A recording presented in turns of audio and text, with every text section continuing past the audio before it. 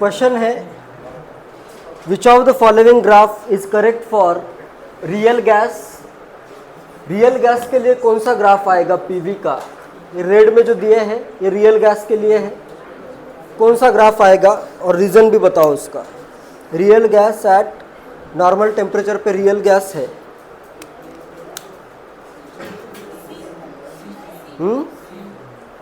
सी होगा या डी होगा? रियल गैस के लिए जेड का ग्राफ कैसे आता है? जेड जो होता है जेड इज इक्वल टू 1 करता हूँ इधर। रियल गैस के लिए जेड का कैसे आता है? लो प्रेशर पे Z less than 1, high pressure पे जेड ग्रेटर देन 1। तो हाई प्रेशर पे क्या होगा? प्रेशर अगर हाई है तो प्रेशर या वॉल्यूम की जो वैल्यू आएगी पीवी की वैल्यू ज़्यादा आएगी। ये क्लियर है? जेड ज़्यादा, हाई प्रेशर पे पीवी की वैल्यू ज़्यादा आनी चाहिए। तो अपने पास रियल गैस में और लो प्रेशर पे पीवी की वैल्यू कम आनी चाहिए। तो कौन सा ग्राफ आएगा? रियल गैस का ग्राफ चाहिए। ऐसा ग्राफ हो जिसमें लो प्रेशर पे प्रेशर ऐसे नीचे ऐसे इधर लो है तो लो प्रेशर पे क्या आना चाहिए? पीवी की वैल्यू कम आनी चाहिए, जैसे इधर कम आ रही है। और प्रेशर ऐसे ऊपर बढ़ रहा है, हाई प्रेशर पे पीवी की वैल्यू क्या आनी चाहिए? ज़्यादा आनी चाहिए। क्लियर है? तो क्या आएगा रियल गैस के लिए? कौन सा ग्राफ आएगा? ये वाला ब्लैक वाला आइडियल गैस के कंपैरिजन में करना है। इसके लिए तो z इक्वल टू 1 है, तो यहाँ पे ज़्यादा प्रेशर पे क्या आना चाहिए? पीवी की वैल्यू ज़्यादा आनी चाहिए। जैसे यहाँ पे ये अगर मैं प्रेशर लूँ, ज़्यादा प्रेशर है, ज़्यादा प्रेशर पे पीवी की वैल्यू ज़्यादा। रेड वाला अपना रियल गैस है, ये है रियल, और ये ब्लैक वाला क्या है? आइडियल है। और लो प्रेशर पे पीवी की वैल्यू क्या आनी चाहिए? कम आनी चाहिए। क्लियर है? प्रेशर अगर लो है तो रियल गैस के लिए पीवी की वैल्यू क्या आती है? कम आती है as compare to ideal gas. ये सी ऑप्शन आंसर आ जाएगा। नेक्स्ट, इसी में अगर मैं हेलियम के लिए ग्राफ ड्रॉ करना है, यहाँ पे रियल गैस मैं करता हूँ, रियल गैस इज हेलियम। अगर ये गैस हेलियम है तो उस केस में कौन सा ग्राफ आएगा? हेलियम गैस के लिए क्या आएगा? ब्लैक में है आइडियल गैस और रियल गैस में मैंने लिया हाइड्रोजन या फिर हेलियम गैस। तो कौन सा ग्राफ आएगा? ए होगा, बी होगा? हेलियम के लिए क्या आता है? z is always greater than 1। z अगर ऑलवेज ग्रेटर देन 1 है तो पीवी भी क्या आना चाहिए? आइडियल गैस से, ये आइडियल गैस का z इक्वल टू 1 होता है, पीवी की वैल्यू आइडियल गैस से ज़्यादा आनी चाहिए। तो हेलियम के लिए क्या होगी? पीवी की वैल्यू ज़्यादा हमेशा। तो ये वाला अगर है ये आ जाएगा हेलियम का graph and this is for ideal gas. तो हेलियम का ऐसे ज़्यादा वैल्यू होगी पीवी की। ठीक है? तो इस टाइप से तुम कंपेयर कर सकते हो अलग अलग ग्राफ्स। क्वेश्चन है the slope of z versus p curve at very high pressure is pi by 492.6 per atm. Find radius of the molecule. Molecule की रेडियस फाइंड करनी है।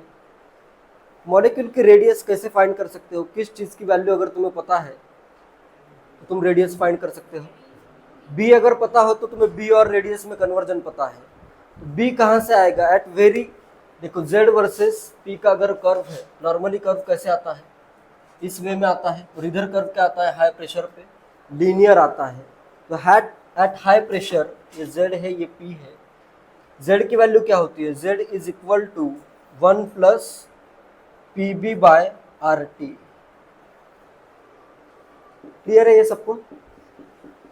ये तो अपन ने डिराइव भी किया था और जेईई मेंस में भी एक क्वेश्चन आ चुका है इससे पहले भी। तो यहाँ पे अभी z वर्सेस p का स्लोप कितना लिखा हुआ? स्लोप कितना होगा? Slope is equal to y equal to m, ये m है, p अपना m है, सॉरी अपना ये x है, ये अपना y है। तो स्लोप क्या हो जाएगा? m, b by are T. Slope आ गया b बाय आर टी। ये क्लियर है? तो बस स्लोप की वैल्यू कितनी दी है? Pi by 492.6। यहाँ पे देखो R की वैल्यू अगर मैं एटीएम लीटर पर मोल पर केल्विन में अगर पुट करता हूँ तो ये B की वैल्यू किस में आएगी? लीटर में आएगी, ठीक है, ये क्लियर है सबको। बी की वैल्यू आएगी लीटर में, बाकी सब इधर मल्टीप्लाई कर देता हूँ। तो बी की वैल्यू कितनी आ रही है, बी इज इक्वल टू आ जाएगा pi by 492.6 into r t. R कितना है 0.0821 और टी कितना है, टेम्परेचर कितना है 300 kelvin at 27 degree celsius 300 kelvin है। तो बस इसको मल्टीप्लाई करो, ये कितनी आएगी वैल्यू, ये आ जाएगा 28.21 इंटू 3 24.63 आ जाएगा। तो ये आ जाएगा b इज इक्वल टू, इधर सॉल्व कर देता हूँ, b इज इक्वल टू आ जाएगा पाए है इसके साथ है 24.6163 डिवाइडेड बाय 492.6। ये इसके डबल लिखा हुआ है, डबल मतलब 20 टाइम्स लिखा हुआ है। इससे अगर मैं कैंसिल आउट करूँ 24 का डबल ये आ जाएगा, फिर 0.63 का, क्लियर है, ये 1.26 आ जाएगा, ठीक है। तो ये लिखा हुआ है इसका 20 टाइम्स, तो ये वैल्यू कितनी आ जाएगी पाई बाय 20। लेकिन आर की वैल्यू देखो एटीएम लीटर में है, एटीएम लीटर, ये एटीएम इनवर्स को मैंने मल्टीप्लाई किया एटीएम लीटर से, और टेम्परेचर किस में है, केल्विन में है, ठीक है। तो केल्विन भी कैंसिल आउट हो जाएगा। तो ये वॉल्यूम जो आ रहा है बी का, ये आ रहा है लीटर में। नेक्स्ट मैं इसको कन्वर्ट कर देता हूँ, लीटर को मैं कन्वर्ट करता हूँ मीटर क्यूब में, जिससे अपना आंसर आ जाएगा मीटर में। तो अपने पास है b is equal to pi by 20 into 10⁻³ metre cube is equal to 4 into 4/3 pi r cube into Na, इधर आ जाएगा 6 इंटू 10⁻23। क्या क्या कैंसिल आउट होता है देखो, इधर 3 से मैं कैंसिल आउट करता हूँ, इधर आ जाएगा 2। नेक्स्ट इसको इधर डिवाइड कर दो, पाई से पाई भी कैंसिल आउट कर दो। नेक्स्ट यहाँ पे मैं 10⁻23 इधर नीचे लेके आता हूँ, तो b मेरे पास आ जाएगा r cube is equal to 1 by इधर है 20 इंटू है इधर 10⁻³ इंटू आ जाएगा 10⁻23 एंड 4 इंटू 4 इंटू 2। तो इधर मैं कर देता हूँ ये 4 इंटू 4 इंटू 2। 10 का बस अभी कैलकुलेशन करना है, ये ऊपर चला जाएगा 23 है, तो ये 24 ऊपर लेके जाता हूँ, ठीक है। 10⁻24 ऊपर गया तो हो गया 10⁻³ और ये 24 10⁻27 और नीचे क्या बचेगा 2 इंटू 2 4 का क्यूब। तो आर की रेडियस की वैल्यू आ जाएगी 1/4 इंटू 10⁻⁹ मीटर। एंगस्ट्रॉम के लिए क्या चाहिए अपने को, इधर आ जाएगा ये 10/4 इंटू 10⁻⁻10 मीटर, या फिर 2.5, ये क्या लिखा हुआ है एंगस्ट्रॉम लिखा हुआ है। तो आंसर क्या आ जाएगा 2.5 एंगस्ट्रॉम, बी ऑप्शन आ जाएगा आंसर, ठीक है। क्लियर है, ये तो क्लिक करना जरूरी है कि जेड की वैल्यू हाई प्रेशर पे क्या होती है, लो प्रेशर पे क्या होती है।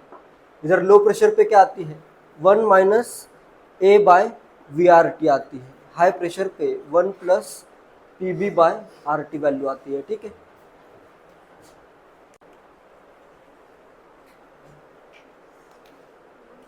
तो इस वे में अगर सॉल्व करते हो तो इजीली क्वेश्चन सॉल्व कर सकते हो।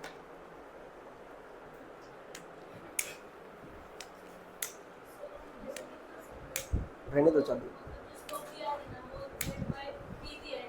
जेड वर्सेस पी दिया है, हाँ।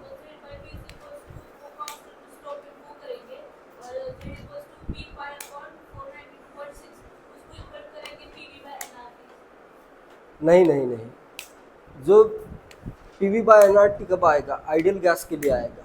रियल गैस के लिए जो भी इक्वेशन लगते हैं या जो भी अप्रोक्सीमेशन लिए हैं वही अप्लाई करने पड़ेंगे। अप्रोक्सीमेशन कौन सा लेना है वो इम्पोर्टेंट है ना। यहाँ पे क्या अप्रोक्सीमेशन आता है, एट हाई प्रेशर A/AN² वाला टर्म तुम कैंसिल आउट करते हो, क्योंकि P की वैल्यू बहुत ज़्यादा है, उसके रिस्पेक्ट में सेकेंड वैल्यू ये निग्लेक्ट करनी होती है, ठीक है, क्लियर है। बाकी मुझे वो बहुत अच्छा लगा कि आगे स्पीच चल रहा था और तुम तुम्हारा स्टडी कर रहे थे।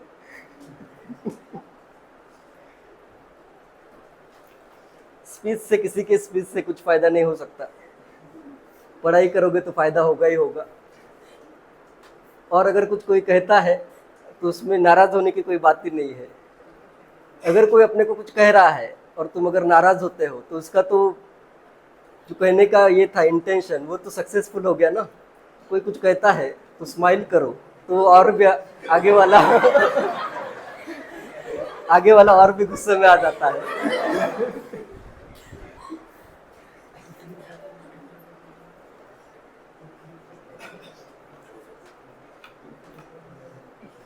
मेरा एक फ्रेंड था, अत्ता खान नेम है उसका। तो ऐसे कोई भी स्पीच अगर देता है या लेक्चर में भी कोई अगर ज़्यादा कुछ एक्सप्लेन कर रहा है तो वो एक सेंटेंस कहता था कि लंबा मत समझाओ। किसी भी चीज़ को लंबा मत समझाओ, मतलब शॉर्ट में जो भी बताना है शॉर्ट में बताओ, हमें बाकी का सब पता ही है। तो तुम भी ये कह सकते हो किसी को भी कि लंबा मत समझाओ।